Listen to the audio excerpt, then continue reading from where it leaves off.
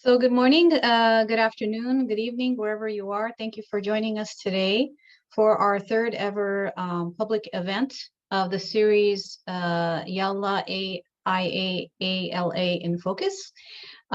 This is the new organization, International Association of Armenian Librarians and Archivists. And this is our third ever event. And we were created, just a little bit about ourselves before we start our program. We're created to provide a platform for archivists and librarians to talk about their collections and to network with each other, to solve problems, share information, and also to discover and map both hidden and public collections, and both physical and digital. So we welcome you to join us. We have a website, IAALA.org, and you can join through, we're under the umbrella of the Society for Armenian Studies. So if you go to the Society for Armenian Studies.com website, you can join us, and we'd be happy to have you. So now on to today's program. First, I will introduce our moderator for today, Dr. Emilio Bonfiglio, and he is also an executive board member of IAALA, and he is a philologist and a cultural historian of the late antique and early medieval periods, specializing in the study of Greek, Latin, Armenian, and Syriac patristic and early Christian texts. After obtaining his MPhil and DPhil from the University of Oxford, he's held research and teaching positions at the universities of Geneva, Oxford, Vienna, Boğaziçi, and Tübingen. Additionally, he was the recipient of 2 Kalus Gulbenkian fellowships in Geneva and Istanbul, British Academy PDF at Oxford, and more recently, the Byzantine Fellowship at Dumbarton Oaks. His research focuses especially on the edition of John Chrysostom and the medieval history and literature of Armenians, for which he has expertise in philology, codicology, paleography, and cultural history. His most recent publications have dealt with the history of Armenians in the Holy Land and the reception of John Chrysostom in medieval Armenia. So with that, I give the floor to Emilio to introduce our speaker for today. Dear Annie, thank you very much for your kind introduction. Good morning, good afternoon, or good evening, everyone. I'm joining this meeting from Berlin, Germany, where it is now 7 p.m., 7:10. But I know that among you, there are guests who may be joining from anywhere in between Los Angeles and Armenia, maybe even beyond. It is a great pleasure for me to introduce Dr. Meliné Pehlivanian, who is the Vice Directress of the Oriental Abteilung, that is the Oriental department of the Staatsbibliothek zu Berlin, the Berlin State Library, where she is the curator for the Armenian, Turkish, and African collections of the library. Meliné is originally from the city of Leipzig, at which university she obtained a degree in African and Near Eastern Studies. She's an active member of the IAALA, the Association Internationale des Études Arméniennes, and a prolific scholar with dozens and dozens of scholarly publications on many different topics. Among her writings, I would like to mention and list the following areas of expertise. First, several studies on the history of Berlin State Library, of which we will hear all about in today's presentation. Several journal articles, books, chapters, books on the history of Armenian printing, ranging from the printing of the Armenian Bible in the early modern time up to the 21st century presence of the Armenian press in the world. Beyond the field of Armenian studies, Dr. Pehlivanian has published also on the biblical traditions in the Islamic world and early Bible printing in Oriental languages. As a librarian of the state of the Berlin State Library, there are obviously also many works dedicated to the Berlinian collections, as for instance, those on the Oriental Bible manuscripts preserved in Berlin, and the issues of restoration and preservation of manuscripts and printed books. Dr. Pehlivanian's scholarly output encompasses publications in French, German, and English, and at least from my point of view, should be consulted especially by scholars interested in the development of the Armenian fonts and the history of the Armenian press and printing from its beginning in Venice up to the 21st century. Last but not least, I would like to mention also Meliné's contribution to issues that go beyond the study of manuscript and printed books, such as her studies on the 1915 Armenian genocide. Now, since I'm sure we are all looking forward to Dr. Pehlivanian's presentation, I will stop here and give the floor to Meliné. The floor is yours, Meliné. Thank you for this nice introduction. I try to share my screen.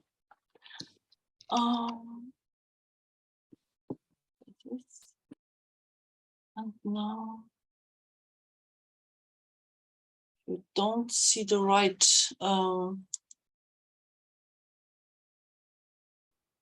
version. No, you see the just like that. No, moment.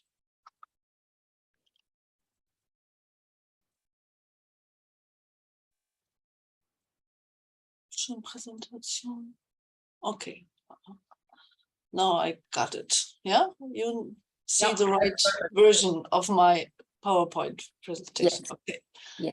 Yeah, just you know already the title. I'm very happy to be with you, and I hope I will not to go into too much details or too less details. And unfortunately, with this online presentation, you can never see the public's reaction. So I hope I don't go in the wrong direction. And Emilio, if you think that's now nobody cares and you should stop, you please say it to me.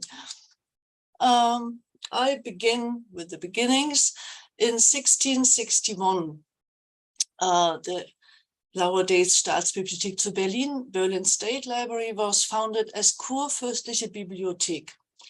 That's a bit complicated because it was the ruler of Brandenburg, Prussia, who was a prince elector, and the Duke of Prussia, who gave access to the public at his private library. And so his private library became the nucleus of what was later on Berlin State Library. And the first, let's say, building of the library, the rooms of the library were located in the Berlin Castle in the middle of the town. The first library building was built in 1914, and at this time the library was called Royal Library of Prussia, and then after the First World War it was called Prussian State Library. And here you see the new building from 1940, constructed by the architect Ernst von Ihne. And this very huge building was perhaps the last Wilhelmian building of this era, just before the First World War broke out. And it's in the city center, actual city center, and the street Unter den Linden. And perhaps if you are visiting Berlin, you will pass by. It's just near the University of Berlin. That was the new reading room, because Prussia and the German Reich tried in many ways to be equal or even superior to the leading nations of the time. And so the new library building had to be as impressive as those of London and Paris, and had to have a dome-shaped reading room. And also the collection of the library had exceedingly grown during the 19th century. As for the Oriental collection, for example, it had also to be one of world renown. It grew from 900 manuscripts at the beginning of the 19th century to nearly 20,000 before World War II. During the Second World War, the library building Unter den Linden was bombed, but only the reading room was destroyed.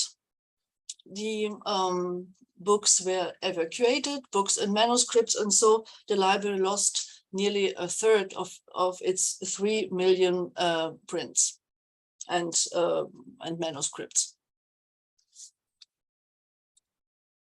Then came the end of the Second World War and the division of Germany, which meant also the division of what left of the Prussian State Library.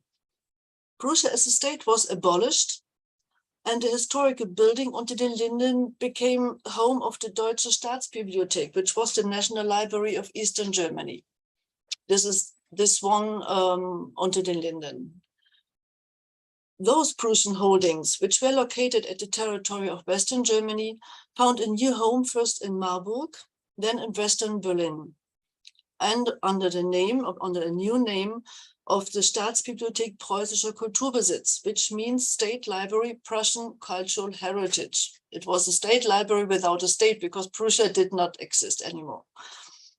In 1972, you see this building on the right-hand side was constructed by Hans Scharoun, and it should be an antipody to the Pehlivanian building unter den Linden, with great openness and a so-called reading landscapes, and you will see what it means. Also on the right-hand side, you see that's a big reading room, very democratic style, and so it should symbolize the different times. And this orange colored reading room is the new reading room unter den Linden, which was constructed 10 years ago, and it's also they did not constructed a cupola anymore. So that's our new reading room unter den Linden. The Staatsbibliothek is the largest library in the German-speaking world. Until today, we have 50,000 readers. We have 5,000 loans per day. So you see the numbers yourself. Our holdings are now 12 million printed books. We have an important collection of Western manuscripts, even more important collection of Oriental manuscripts, of autographs, legacies, and for music lovers like Emilio, it's the very important music department which holds important music autographs, so 80% of Bach's autograph, for example.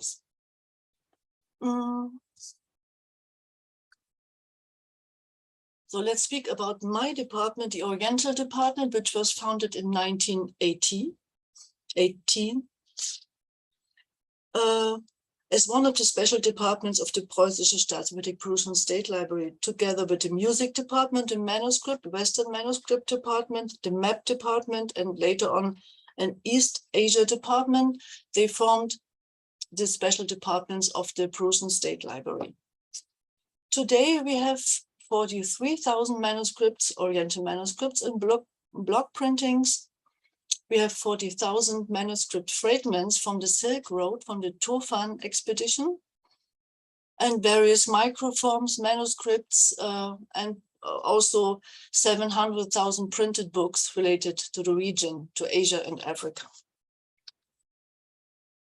Among these 43,000 Oriental manuscripts, they are the largest number, the largest group are the Arabic manuscripts, 11,500. Then come manuscripts in Indian languages, 10,000. Then Turkish, then Persian manuscripts. And we have, let's say, only 140 Armenian manuscripts.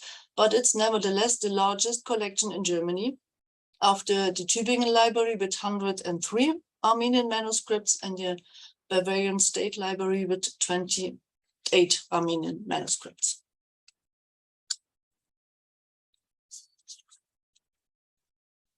The Berlin Library had 3 directors connected to Armenia and to Armenian studies, which is a bit less known.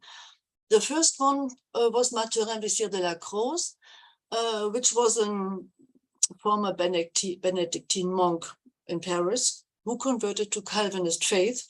He was one of the leading intellectuals of his time and a linguistic genius. And this Mathurin Vizir de la Croze found refuge in Berlin, in Protestant Berlin, and he became the royal librarian. And here you see a portrait of him 1 year before his death. Lacroze was the author of 3 important manuscripts. He was a pioneer in Coptic studies, with a Coptic Latin manuscript, which was published, another Slavonic manuscript, which was published. But the third manuscript, on which he worked for 12 years, remains until now unpublished. And so I hope every time that some linguist will work on it and will publish this Dictionarium Armenico-Latinum, which is now in the Leiden University Library, which has 3,000 pages and 2 volumes, and I'm very sure it's worth to be published. And he devoted the last work of his entire life to Armenia. He wrote Histoire du christianisme d'Éthiopie et d'Arménie, which was published in the year of his death. This is just to show you one of our manuscripts with Lacroix's writing, Latin and Armenian writing, and the beginning of this manuscript is even older. It's from Theodor Petreus, who brought the first 4 Armenian manuscripts to the Berlin Library, which was in the 17th century. And we know which 4 manuscripts it were. And Lacroix worked with these 4 manuscripts only, he had no other manuscript at hand. But he brought Armenian printings from Amsterdam and Rome. And I wrote an article about him, so that's why I'm a bit detailed here, but it's a very interesting figure in early Armenian studies. The next one's name is probably more famous nowadays, is Karl Richard Lepsius, a pioneering Prussian Egyptologist, Orientalist, and he was director of the Royal Library from 1873 until his death. And you perhaps know it, he was the father of Johannes Lepsius, of the advocate of the Armenians during the Hamidian massacres and the genocide. Lesser known is Karl Richard Lepsius' role as a board member and maybe the founder of the Society of Protestant Armenians, as a friend of Nubar Pasha, and the one who initiated probably his son Johannes' interest in the Armenian issue during their stays in Jerusalem. And the third one in this row was Adolf von Harnack, one of the leading theologians of Germany and also director of our library. And he formed and influenced a whole generation of Armenian theologians. Big names like Karapeter Mikirtian, Gadekin Hovsepian, Yerban Terminasyan, and he encouraged the publishing of Armenian sources of patrology in Germany.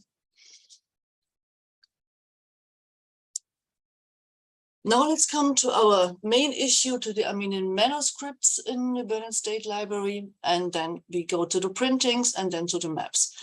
So just let's start with the manuscripts. We have 140 manuscripts from the 14th to the 19th century.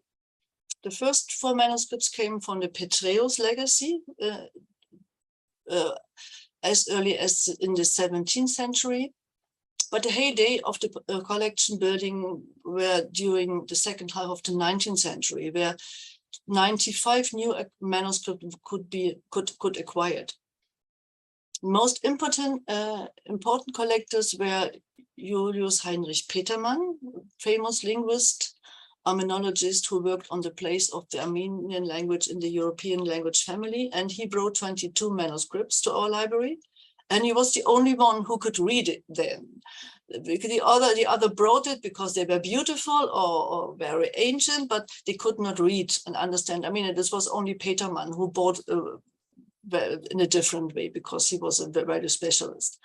Then Julius von Minutoli, he had a very funny, you can say funny history. He was a Prussian, he was the director of the Prussian police department, and then he became a consul in Isfahan, and then he brought 37 manuscripts, Armenian manuscript from Nordjura, and then he died in Tabriz and was buried in an Armenian cemetery there. So it's a very interesting history, and he brought us perhaps the most beautiful manuscripts from Nordjura. Nearly all the manuscripts until 62, all the manuscripts until 62 are catalogued in two very famous catalogs, one from Karamians, 1888, and the other from Asphalt Molitor, 1962. And interesting for you, perhaps, all the manuscripts until the newest acquisitions, we bought a new manuscript two weeks ago. So all those manuscripts are catalogued or roughly catalogued and searchable in our Calamos database. That's the Union Catalogue of Oriental Manuscripts in Germany, which will be launched on June 28. And that's perhaps interesting for you because we have already 52 Armenian manuscripts digitized. And they are freely downloadable and accessible. And you can download TIFFs or JPEGs and publish them if you want, and use them if you want. And another ongoing project is the digitization of all Christian Oriental manuscripts in Germany, among them Armenian manuscripts, also from Tübingen, from Bavaria, from smaller collections, into this Calamos database. And this will be done until 24 or in the next year. So that's the next big project we have in our department. So let's now have a short look in our manuscript collection. That's one of the Petermann manuscripts, a gospel from Mildura, which has also the signature Petermann I. So you can see this comes from the Petermann collection. Another one, the very beautiful binding, also from the Petermann collection. This one is a gospel from Mildura, from the Minutuli collection, and this was one of the first contributions of the Berlin State Library to the World Digital Library. It's a very beautiful manuscript, and so it was honored in this way. This is a Shara Knotz, a hymnary from Argelan. During one exhibition, we showed it to the public, a very beautiful, small manuscript. This one is perhaps the most famous of our collection. Is the Romans of Alexander, with miniature in a very naive, popular style.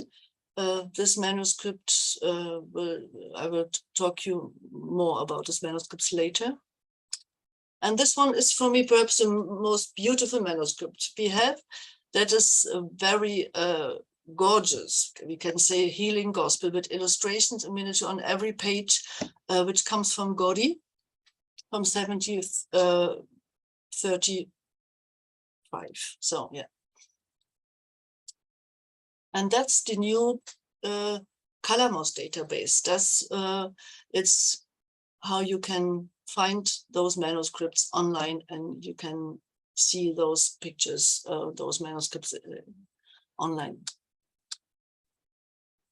Now let's go to the printings. We had before World War II, Prussian state libraries held about 3,000 Armenian printings, and they were partially lost during the war. Unfortunately, mainly the linguistic literature suffered heavy losses. We have mainly titles from the 19th century, but also older ones, perhaps from Lacrosse. Mainly theological, patristic literature, which was interesting for the theologians of the time, but also on linguistics, literature, history, and geography. And in the 19th century, the interest in Armenia and the Armenians raised. So the Armenian question was important also in the literature and in the press. And the Indo-European linguistics were born. And two professors from Berlin were central figures in this new science, which also were interested in the Armenian language as an Indo-European separated language. And this was Franz Bopp and Julius Heinrich Petermann, who held chairs in Berlin. So we have a very good collection. We had a good collection of linguistic literature in Armenian and about Armenian. Today, I could make these numbers because I can say we have about 9,000 Armenian printed books in our library, cataloged with 2 different transliteration systems. If you're interested in, we can talk about it in the question and answer section. From the 17th century, 32 titles, 19th century, 18th century is not bad, 149. And you see the 19th century is, we have more than 1,000 titles. It's a very, very good collection, I think. And 20s, of course, many Soviet Armenian publications are in. And so I could make this statistics because I used the language code. Even if you cannot, there is no way to search Armenian literature only with the language code. We give for every Armenian book, we give the language code ARM, and so you can find them more easily than using the transliteration, perhaps. So that's also to give you some more plastic, more concrete images of our beautiful early printed collection. This is one very beautiful folio book, Han Heismer Wurf from Constantinople. It's a very huge volume from the Marzvanetsi printing shop. This one is one of the first scientific books in Armenian printing history about Mutun Hayots, printed in the Vanandetsi workshop in Amsterdam. This one is also from Constantinople, from the Astvat Zadur printing shop, Girkarts Mans of Grigor Tatevatsi.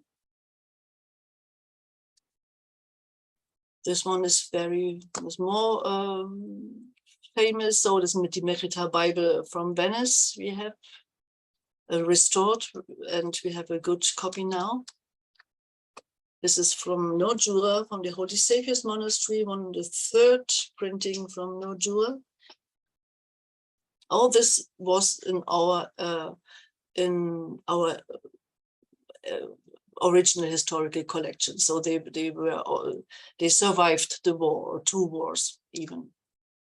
This one is from Madras, from the Shahamedians printing shop.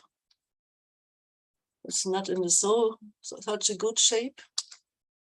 And this one is in Dutch Geren, in Turkish Armenian, and until now we try to buy literature in Turkish Armenian, because at the Berlin University and in other universities, in Hamburg University, there are Turkologists which are interested in this literature. And so we have contacts to the chairs in Hamburg and Berlin. And if we can, we try to buy more of this Turkish Armenian literature. We have a good supplier in Istanbul. And if there are auctions, they give us a hint, and we try to buy more. This one is a Donald Zoitz, one of the 3rd or 2nd printing of Ejmiadzin in Armenia itself. And this is where we bought about 800 antiquarian books and periodicals in the last years. Now this Librairie Oriental in Paris is closed, but I were there for nearly, let's say, 20 years every year, and we could buy important French Armenian literature, periodicals and literature from this Librairie Orientale in Paris. Armenian periodicals, we have a good collection, I think, of historical newspapers and periodicals, more than 110 historical newspapers and periodicals from historical Armenia and the diaspora, and numerous of them coming from the Librairie Orientale, and also another big collection, another one from Soviet Armenia. Also, just to give you some examples, this is Archivists Araratyan from Smyrna, and you see the stamp Ex Bibliotheca Regia Berolinensis. So it was 19th century Berlin. They bought this newspaper from Izmir, from Smyrna. This one I bought in the Meliné bookstore is Masyats Aravni from Theodosia, which is an interesting one because you have a complete list of the subscribers with their names and addresses. So no data protection at this time. This is Massis from Constantinople, very famous newspaper too. And then all these pages come from Paris, from the Meliné bookstore. This is Gavroche's humoristic yearbook from Istanbul, or this one, Menk, which is a very beautiful periodical from Paris, 31-32, which existed only for 4 or 5 numbers, so it's very short-lived. Or this one, Gyankiev Arvest. Or just a huge, I think a good collection, not huge, but a good collection of calendars of Order Zoitsner from the diaspora. We have this one is from Greece, from the Americas, of course, from Syria and so on. And they published after this genocide, the refugees published those calendars in a very huge amount, and we have a good collection of it due to the Meliné bookstore. And this one is was an artist from Berlin who found this newspaper so beautiful that she made an installation during an exhibition at the Hamburger Bahnhof Museum for Contemporary Art. She was not interested in the content, but only she found that those Armenian newspapers are so beautiful that she made this installation in 2018. Then another very important collection. This one is, I think, is even politically very important.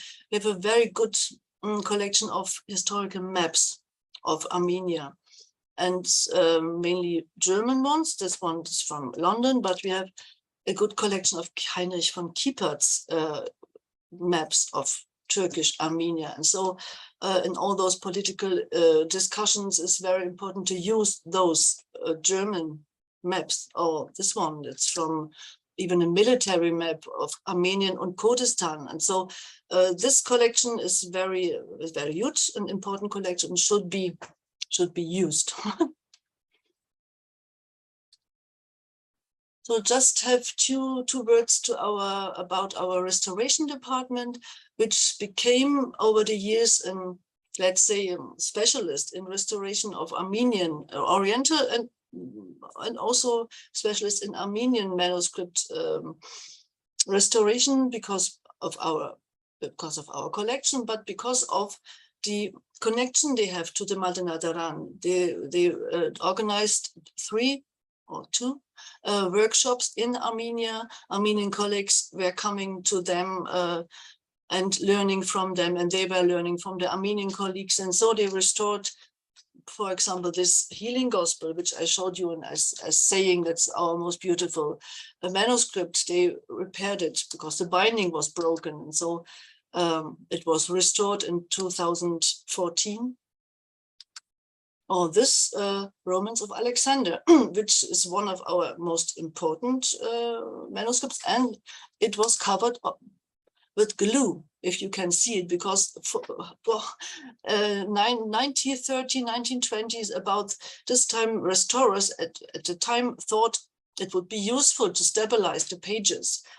And so they covered it with glue, and now our restorers try to remove the glue. And so it is unbound now, the manuscript, and you can see that is Tigran Kuyumjan during our scriptorium workshop on Armenian studies in discussion with one of the restorers. And here you see in the pages of the Alexander Romans unbound, and so to remove the glue and then to bound it again, but or not to bound it again, to leave it as leaves. So, and this is during a workshop in the Multinateran, two of our restorers working with their colleagues. And here you see Gayane Eliasian, a well-known colleague. And this one, they are teaching to build presentation constructions for exhibitions. And so they are trying to do that here in this picture. And then let's finish this very short overview with the publications we have about our collection. The first one is 1999, 2000, two exhibitions and two catalogs, two versions of the same catalog, a cultural history of Armenia in the Staatsbibliothek, which sums up our collection very good, but unfortunately only in German. This one is on the printing in the Orient, with the main, with a huge chapter also on Armenian printing and on Armenian bindings too. It was an exhibition, and the catalog. Then this exhibition I could make with my dear colleague Armenian Abgayan in Halle and in Mainz on the occasion of the 500th Jubilee of Armenian printing, where our manuscripts and prints were presented. This one was one exhibition in the Pergamon Museum in the Islamic Museum in Berlin on biblical traditions in the Islamic world. So, and there we see an Armenian motif on the poster. It's a manuscript from Constantinople in the 17th century manuscript. So, yeah. I will stop my presentation now and hope it was not too long. Or thank you so much, Meliné. That was wonderful, truly fascinating. And I remember I was at the same workshop, the picture that you showed with the country, and I remember that there was this separate leaves of the manuscript. And I remember that you were still wondering back then whether they should go together or they should be preserved singularly. And I don't know whether you found a solution over the past years. What did you decide to do? But before that, I would like to ask whether anybody in the audience has questions. Yes, I see Nora, there is a hand up. You can either unmute yourself. Oh, yes, I see. Hi, thank you very much, Meliné, for wonderful presentation. This was very special for me because I'm also a librarian. I was just wondering, because you talked about the Alexander manuscript, that you are thinking, you have restored it and you are thinking of either rebound it or leave it as it is. So we also have a manuscript, the Glazor manuscript, that is being restored at UCLA Library, and also have that dilemma of either, because it's much easier to exhibit these manuscripts if they are not bound. So we have decided that we want to bound this manuscript because mainly we are very conscious of being some of the pages lost in that sense. So I was wondering what was your thoughts and your library's decisions on your manuscript and why you have made that kind of a decision, if you have made it. Thank you.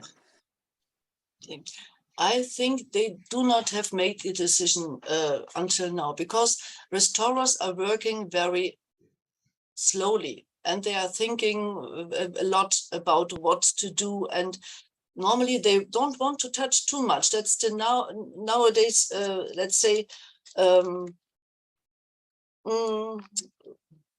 opinion is that you have to leave the object as it is and to touch not too much on the object, and to if you make changes so that they that you will not see the changes. And so less is more. That's a new ideology in restoring books in Germany, at least. And so the book that was already nearly destroyed by this glue. And now in removing the glue, they have the problem that the paper was so fragile. And that's why they are using the glue. And so you cannot restore the original. You cannot have the original anymore. And so I think they would leave it unbound, but they have not finished yet the work, because they had to find a way how to remove the glue without destroying the manuscript. And so that's, but Nora, I will ask my colleagues and give you the news about if you want. Yes, thank you very much. I would appreciate it. Mm-hmm. Yes, Levon. Very fine presentation, Meliné. Makes me wish I could hop a plane and come over and see your collection. I just wanted to point out that this is one of the opportunities when we were creating this committee, one of the opportunities for a global approach to questions such as preservation. For instance, in the beginning, around 2001 or 2002 at the Library of Congress, we had a volunteer from the Matanataran, Tamara Ohanyan. Mm-hmm.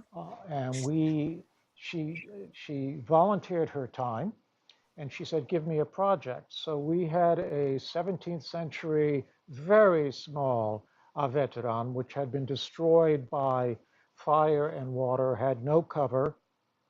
And within 6 months, she turned this into a little jewel with a new incised leather binding, and even hand painted the end papers in the fashion of the time. She has gone back to the Matanadaran and shown them how to make exhibit boxes and preservation boxes.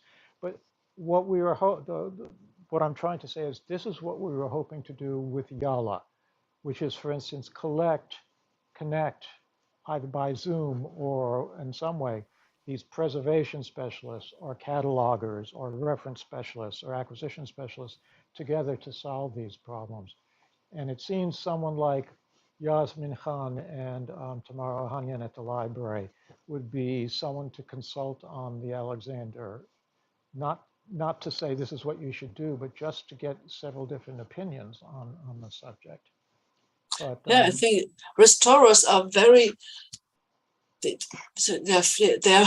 nearly philosophers. So it's just yes, about a philosophy how to approach, and perhaps Germans are very more philosopher than the others. So they approach very, very carefully. And so to have really the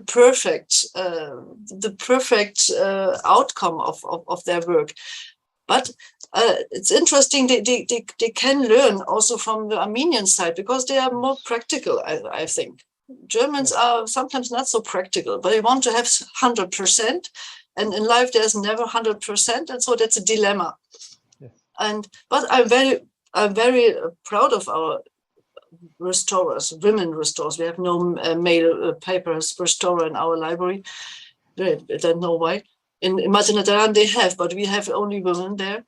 But they are they love those manuscripts. And so I have showed you this healing gospel from Gori, and the restorer, it took so many time to restore the binding. And finally she said to me, I love this manuscript. I don't want it to go. I want it that it remains on my bureau and I want to have around me this manuscript. So, and it took, I think, 5 years to restore the binding. But so it was they have, and they say that Armenian manuscripts are so different to Western manuscripts, and you can lose your heart by dealing with them. So that's what they said, and they was very touched also during the workshops in the Matanadaran. So I would like to bring them in to IAALA, that they give a talk too about, let's say, about the Alexander Romance restoration. I can ask them. So it would be interesting for them to have this audience too. That would be really very interesting, Meliné. I hope we will stay in touch even with the board in IAALA, and this could be something that could be done maybe in fall. We will discuss this. And, thank you so much. Are there any questions from the public? Yes. Yeah. I would like to know if if there are any scores in Germany to find for Armenian music, especially vocal music. So that's actually because I'm a singer, and that's what I'm we have interested also in. in the music department. We have also musical literature on Armenian music or from Armenia. And we have those hymnaries in the manuscript collection. So if you just call me, I will ask my colleagues from the music department to. If you're in Berlin, it's practical. We can organize it, and you find my name on the website and just call. Thank you. Thank you. That's good to know. Yeah, thank you very much. I have a question, so if I'm allowed. So I was thinking about what you said, that the restorer says that there's something about Armenian manuscript versus Western manuscripts, something special about them. And at the beginning of your talk, you gave some numbers. You said that the library, the Staatsbibliothek, has about 18,000 Western manuscripts and 43,000 Oriental. Now, in my experience, this is quite unusual in Western European libraries, where you usually have an enormous number, for example, of Latin manuscripts, then some other Greek, and Oriental collections are usually minor or even inexistent. This is not the case of Paris, of course, it's not the case of the Ambrosiana, but this is often the case. So how do you explain this almost at least twice bigger number of Oriental manuscripts versus Western manuscripts in Berlin? Perhaps they produced manuscripts until now. So they produced manuscripts so much longer than Westerners produced manuscripts first, and then they are perhaps more snobbish, the collectors of Western manuscripts. So they have the beautiful manuscripts or interesting manuscripts, but we sometimes buy Arabic manuscripts because they have remarks or ownership remarks. And so library bought many of, let's say, Gebrauchshandschriften. I could never find a translation for Gebrauchshandschriften, for common use, for everyday use, for just manuscripts produced for students or so on. I think there's two reasons, because they are much more, let's say, Islamic manuscripts, because they were produced in the medrese to study, and every master, every teacher produced their own manuscripts, because this semi-oral tradition goes on until now sometimes. And the Westerners stopped producing manuscripts in the 17th century, so there are no more manuscripts produced. This is sheer, it's just a question of numbers. So they have so much manuscripts in the, let's say, in the Islamic world. Just the numbers are huge. Yes, I understand. It's much also of availability, and I mean, I myself, I don't have Latin manuscripts, but I happen to have two Ethiopian, just because it's a living tradition, as you say, in certain parts of the world. If I can ask a second question, I was interested about the maps. So you talk about Calamos and this database where you will have digitized manuscripts, and this will increase over time till 2024. But what about the maps? Will they go online as well, since they are so important for historical research for the modern and contemporary period? The maps, they are cataloged in the ICA, Altkarten catalog. And I will send you the links for IAALA, and you can put the links after. Then for Calamos, I send you the link, and how to search for mini manuscripts in Calamos. And I'll send you the link to ICA.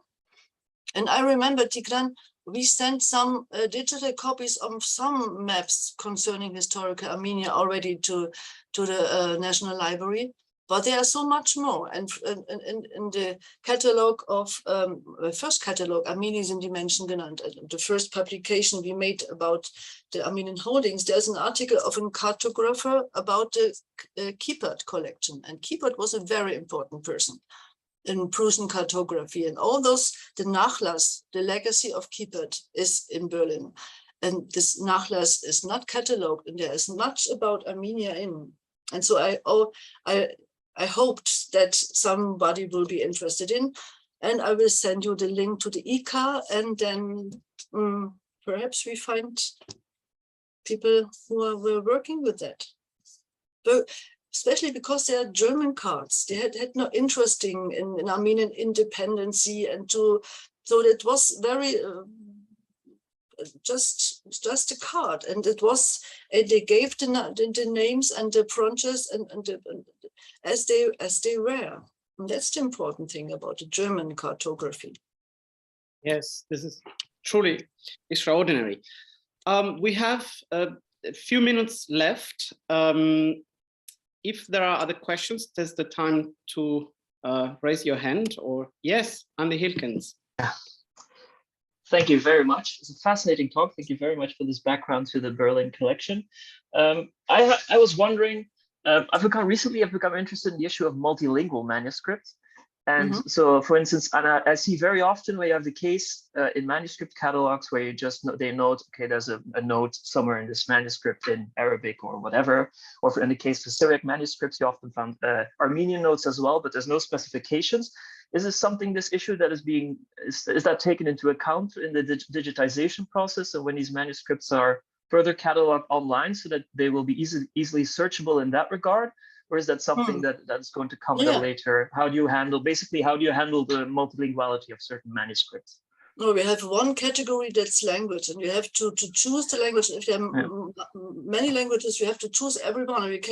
And if you only say, let's say, some phrases in Polish, let's say, we have a Armenian manuscript and some words in Polish, it will be noted in the manuscript description, and you in the full text search, you will find it anyway. If you go with Polish or Hungarian or whatever you want, it's in the catalog, so and you can find it. I mean, but it will just be noted then that there is a note in this language. The note itself, the text of the note will not be included, or does that just depend on the previous catalogs? If it's cataloged in the classical printed catalog, sometimes they give also the text. But now, as we do the digitization, and we give only the, let's say, the page or the folio number, and then you can see it yourself because it's online. And so, yeah, but you have the information where it is. Okay, thank you. You're welcome. I just wanted to say thank you, Meliné. You had for this wonderful presentation, and I was especially happy to hear that some of the books at the Samuelian found a home at your library, because I was wondering what happened to that collection. Nothing. It's there.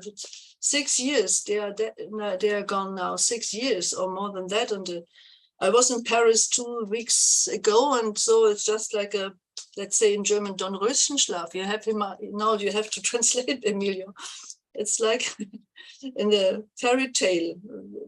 So nothing changed, but 6 years.